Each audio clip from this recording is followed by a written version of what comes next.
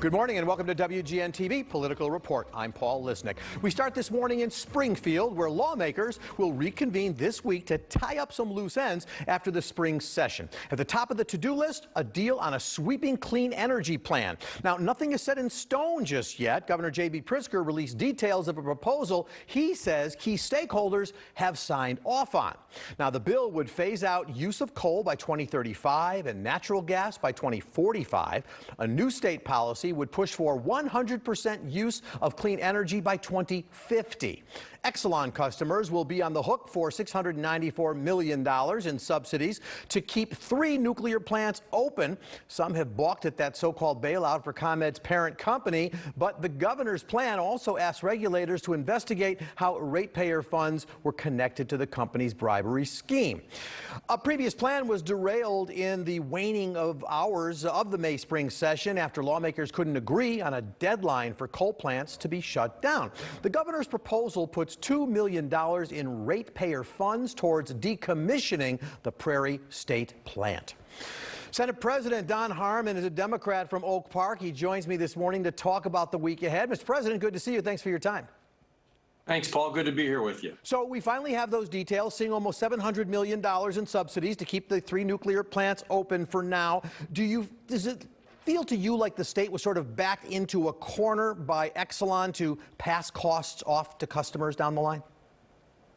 We found ourselves in an uncomfortable position. Exelon did as it has done before and threatened to close nuclear plants, which would have a devastating impact on the workforce in those communities, but would also meaningfully impact our supply of low carbon energy. So it's an uncomfortable but necessary step that we needed to take here. The governor struck a deal with Exelon to maintain those plants and those jobs and that investment. And it will help bridge us to a green energy future by 2050. So a part of the package, a lot of other great things in the package, and hopefully we'll be able to get it all wrapped up this week. Well, let's talk about another piece of it. The governor's plan also asks regulators to open up their own investigation of the ComEd bribery scheme. What is the likelihood that maybe some refunds to customers come out of that effort? Well, this has been the elephant in the room during the entirety of the negotiations. Obviously, we know the circumstance that Exelon and its parent company, or ComEd and its parent company Exelon are in. ComEd was ordered to pay $200 million to the federal government as part of their agreement, but none of that money was going back to ratepayers today. So I think it's important that we look into this and determine whether ratepayer money was spent in furtherance of this misadventure, and if so, that money be returned to ratepayers. Well, there was a lawmaker who suggested maybe a separate fine could be assessed against ComEd. Where does that stand? Because maybe that money would come back to ratepayers. We're negotiating that right now. That is an issue that the Senate Democrats advanced. We're still working out the details with the governor and the rest of the members of the working group. Now, this bill probably could have passed earlier in the session. There was a snag regarding the closure of a southern Illinois coal plant, Prairie State, which would have been forced to close by 2035. Some of the neighborhood communities that funded a lot of that were concerned about that. Can you talk a little bit more about what's going to happen with regard to decommissioning that plant? So the agreement the governor struck with Exelon was on May 31st. It was not so much that the plan was derailed as that there was a limited amount of time to build consensus within our caucus and the other caucuses, as well as to get a bill drafted before the midnight deadline. So cooler heads prevailed, and we all went home for the week here to continue to hammer out these details. There is tension between taking offline one of the dirtiest coal plants in Illinois and in the country, and the financial ramifications for municipalities across the state who are essentially subscribers to that plant.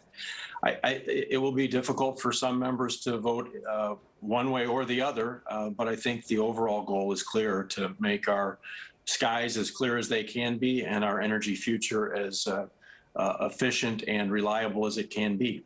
And of course, as much as this gets to be a complicated area, there's one thing every consumer understands. One of the things the governor negotiated was the end to formula rates. And so I guess the question is, the way people feel this is, they get their power bill, their ComEd bill, they open it up, and they see that the rates have gone sky high. That's when we hear from them and hear from our viewers. So can people expect that one of the consequences of all this will be higher rates?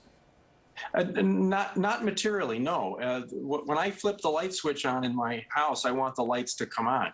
Illinois has long had a competitive advantage with being a relatively low-cost state for power, but we need to invest both in the supply and in the reliability, and that's not free.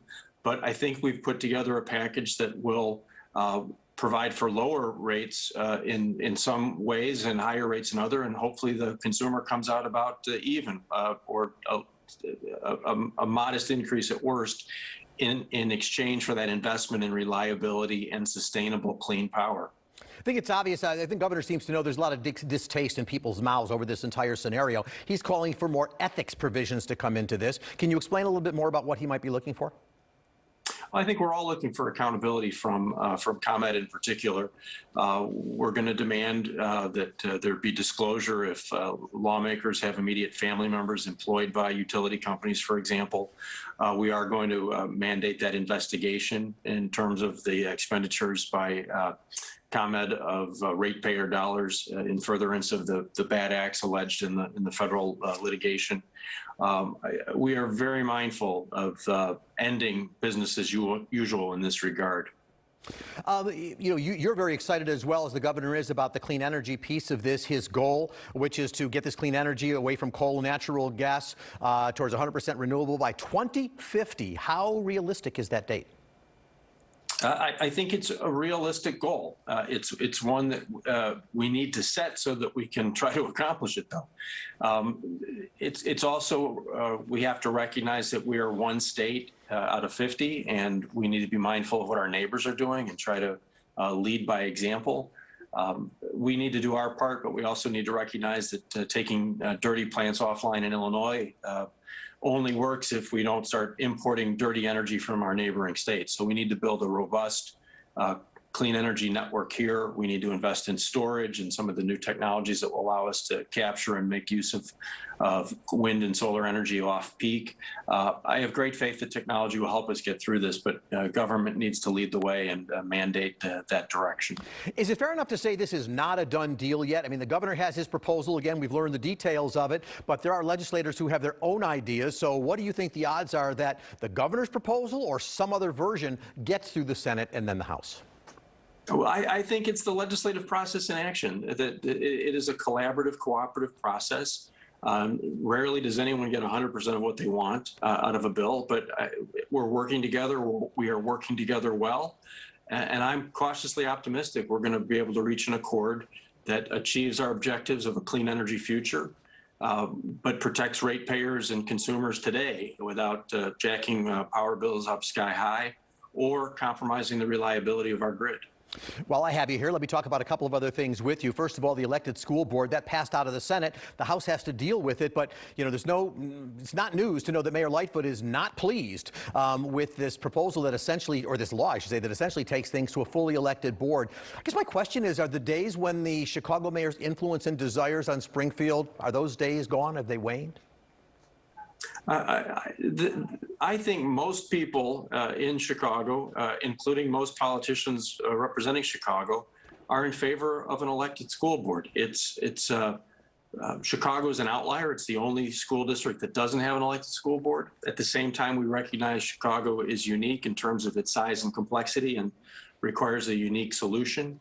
But I've come out in campaigns in favor of an elected school board. The mayor did the same. We debated the details and the timing. But in the end, I think this puts us on a path to a fully elected school board in Chicago following a measured and reasonable transition period. The initial proposals were to go to a fully elected school board as early as 2022. This provides for a gradual, orderly transition to 2026. So I hope once the gnashing of teeth concludes in Springfield, we'll all be able to work together on implementing a sensible and measured transition. And we've set out those details for our viewers who were just watching. But let me ask you this. I found it interesting. Mayor Lightfoot has basically said, she doesn't consider this democracy, and it's not over yet. Assuming the House passes it, what options does the mayor have? Just asking the governor, please don't sign this? Because she seems pretty set that this isn't going to happen. Well, it's ironic. This is democracy. I had 35 members of the Senate Democratic Caucus who wanted to stand up and put this bill on the board for a vote, and we passed it with 36 votes. That's, to me, the definition of democracy. So I trust the House will follow suit, and if 71 members vote for it, it'll be on its way to the governor. And I'm sure the governor will give it a critical evaluation, but I know he too has campaigned in favor of an elected school board for Chicago. Let me ask you about gun control a little bit. Most people look at Illinois' blue legislature and think we'd have, easily passing a lot of legislation that would be restrictive. There have been some snags, some bills, working its way through the House, for example, including fingerprinting requirement. The Senate has been more shy of those kinds of provisions. And I find it interesting, unless something's changed, the House doesn't even have gun control legislation on its agenda for this coming week. Where do we stand and what can we expect? It's a thorny issue. I worked for 16 years to pass a bill regulating gun dealers, so I know how challenging it is in Illinois. It is more of a geographic issue than it is a partisan issue. But that said, both the House and the Senate passed meaningful bills on the firearm owner identification card, dealing with the backlog, moving towards fingerprinting, and perhaps most importantly, moving towards a background check for every gun transaction in the state. The two bills differ in some ways, but the goal of both is the same. We were able to pass the bill out of the Senate with a bipartisan majority. I hope the House will look at that as an indicator that it is the more palatable bill and the one that can most easily go into effect, and maybe take it up this week. Finally, I've got to ask you, a lot of Democrats have said, look, Cullerton's gone, Madigan's gone, it's a new day. Democrats it's a better day for Democrats going on. Republicans say it is the same old, nothing's really happened. So talk about the changes in the leadership, you being president of the Senate. How different is it for the state, for the legislature? Well, I hope it's different, but I stand willing to be measured by our actions. I think that the Chicago School Board bill is a prime example. In past days, a mayor could call down to a legislative leader and say, please kill this bill.